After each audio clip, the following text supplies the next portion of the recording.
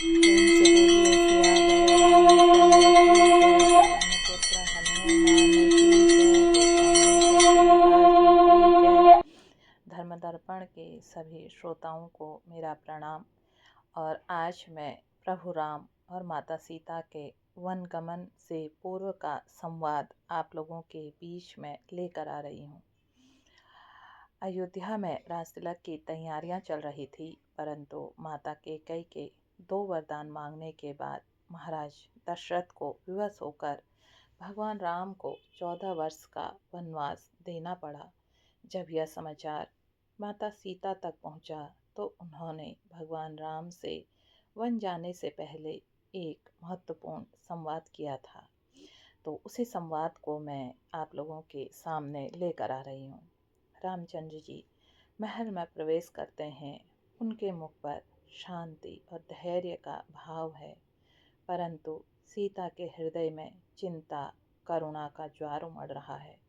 वे राम को देखकर आगे बढ़ती हैं और बड़े आशंकित स्वर में कहती हैं, आर्यपुत्र, मैंने सुना कि पिता महाराज ने आपको 14 वर्ष के लिए वन जाने का आदेश दिया है। क्या यह सत्य है? राम बड़े मीठे स्वर में कहते हैं, प्रिय सीते, हाँ, यह सत्य है। माता कैकेयी ने मुझसे यह वरदान मांगा है और मैं उनका आदेश शिरोधार्य करता हूँ। यह मेरे लिए केवल एक परीक्षा है और मैं इसे सहर्ष स्वीकार करता हूँ।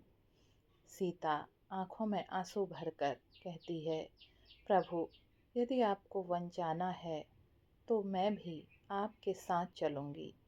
आपके बिना यह महल मेरे लिए शमशान के समान होगा। राम मुस्कुरा कर कहते हैं, देवी, वन का जीवन सरल नहीं। वहाँ न तो सुख सुविधाएं होंगी, न ही यह महल, न राजसी वस्त्र, न ही स्वादिष्ट भोजन। वहाँ केवल कठिनाइयाँ होंगी, कांटों भरी राह होगी। तुम यहाँ रहो, यही उचित होगा। सीता थोड़े कठोर स्वर में कहती है, स्वामी, क्या आप यही सोचते हैं कि मैं इन सुख सुविधाओं के कारण आपके साथ नहीं जाना चाहती? क्या आपने यह कभी नहीं सोचा कि स्त्री का परम कर्तव्य अपने पति के साथ रहना है?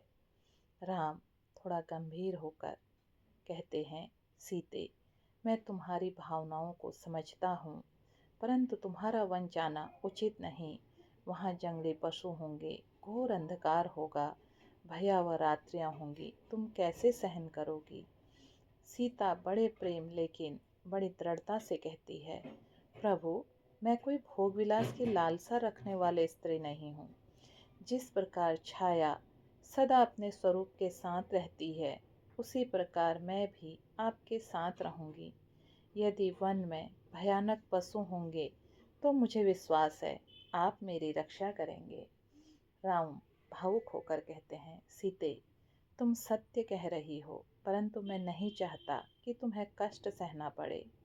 सीता बड़े करुण स्वर में कहती है, स्वामी, यदि आप मुझे छोड़कर वन जाएंगे तो मैं एक क्षण भी जीवित नहीं रह पाऊंगी। आपके बिना जीवन का कोई अर्थ नहीं है।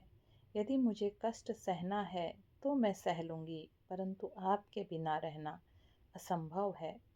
राम मुस्कुरा कर कहते हैं, प्रिय, मैं तुम्हारे प्रेम, तुम्हारी भक्ति, तुम्हारी निष्ठा से अत्यंत प्रसन्न हूँ। यदि तुम्हारी यही इच्छा है तो मैं वन में अपने साथ ले चलूँगा, परंतु वन जाने से पहले हमें माता पिता से आशीर्वाद लेना होगा। सीता आंसू पोंछती है और कहती है, हाँ स्वामी, हमें अपने कर्तव्य का पालन करना चाहिए। मैं आपके साथ चलने के लिए पूर्णतः तैयार हूँ। राम और सीता एक दूसरे को प्रेम और विश्वास से देखते हैं। फिर दोनों माता कौशल्या और महाराज दशरथ से आशीर्वाद लेने के लिए प्रस्थान करते हैं। तो धर्म दर्पण के श्रोताओं से मैं कहना चाहूँगी, यह जो संवाद है, ये मात्र संवाद ही नहीं, बल्कि प्रेम, भक्ति, निष्ठा और त्याग का प्रतीक है। सीता का दृढ़ निश्चय उनके पति धर्म के प्रति अटूट समर्पण को दर्शाता है।